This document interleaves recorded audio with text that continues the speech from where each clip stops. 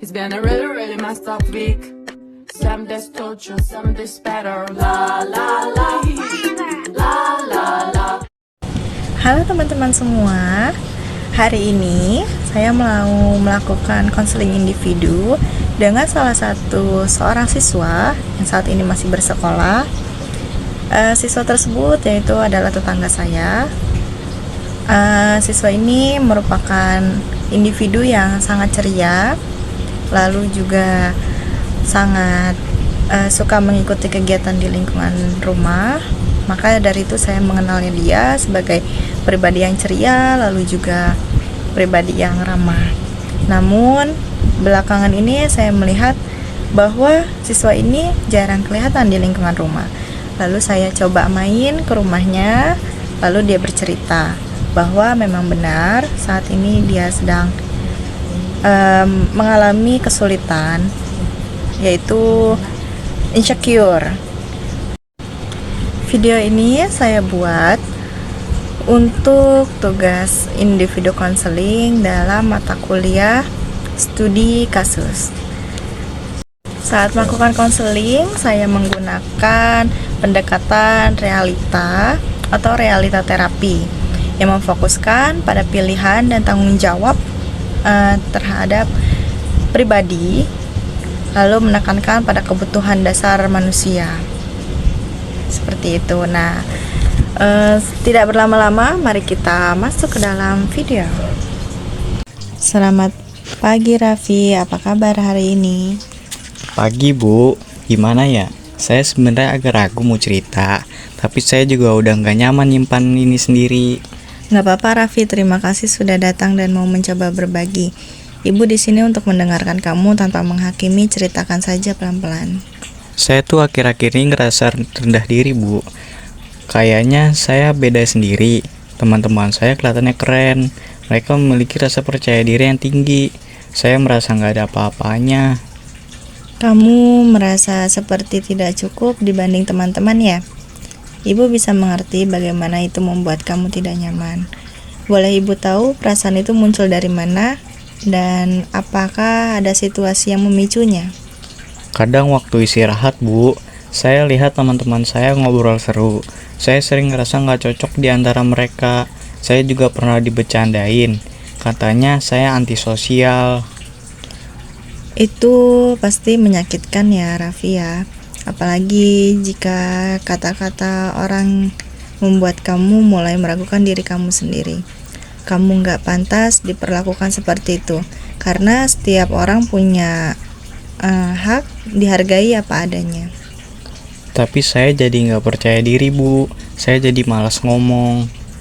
Raffi, penting untuk diingat bahwa nilai dirimu nggak ditentukan oleh penampilan luar atau popularitas. Kamu unik dan itu yang membuatmu istimewa. Mencoba jadi orang lain justru membuat kita menjauh dari jati diri kita sendiri. Tapi kadang saya mikir, kalau saya nggak berubah, saya bakal terus sendiri. Perubahan yang paling bermakna bukan dimulai dari mengubah diri supaya disukai orang lain, tapi dari mulai menerima dan menyayangi diri sendiri, dan disitulah rasa percaya diri bisa tumbuh. Tapi saya nggak tahu gimana caranya Bu. Itu wajar, dan di sini Ibu membantu kamu. Kita bisa mulai dengan latihan kecil, Raffi.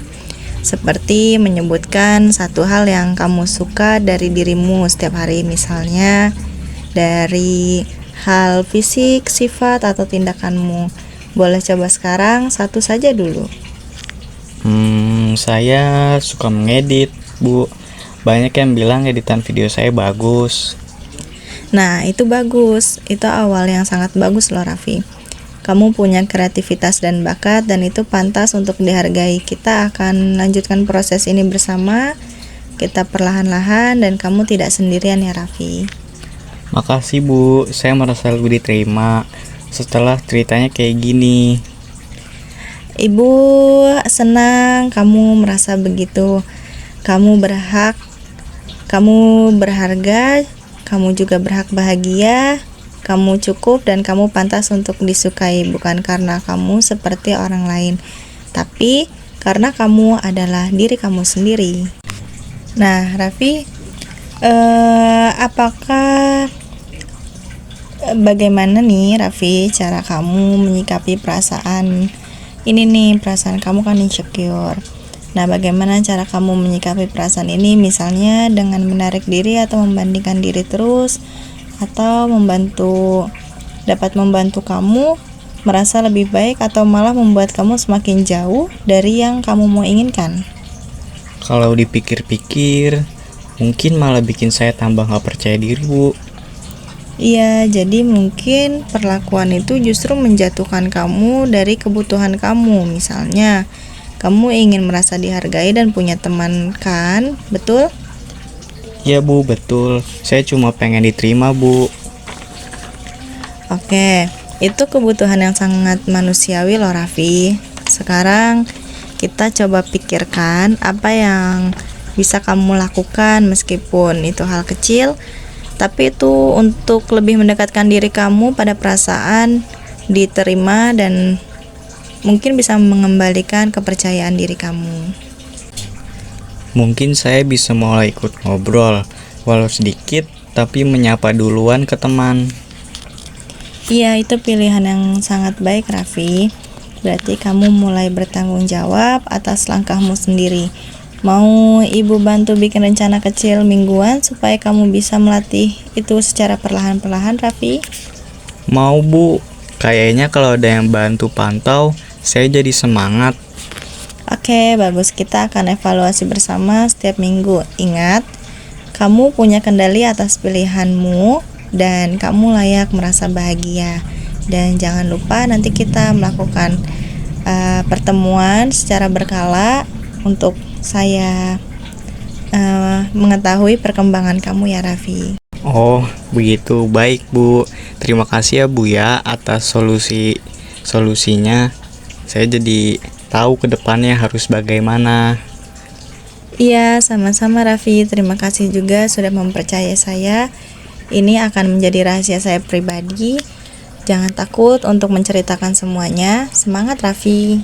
Kegiatan konseling ini saya lakukan dengan beberapa kali pertemuan. Dalam video ini kami baru melakukan pertemuan pertama. Lalu setiap 1 minggu sekali saya meminta kepada klien untuk melakukan beberapa pertemuan lagi, mungkin 3 atau 2 pertemuan lagi. Jadi setiap 1 minggu 1 kali, untuk saya mengetahui tentang perkembangan serta kegiatan sehari-hari dari klien. Sekian video dari saya, kurang lebihnya mohon dimaafkan. Sampai jumpa di lain waktu. Bye bye.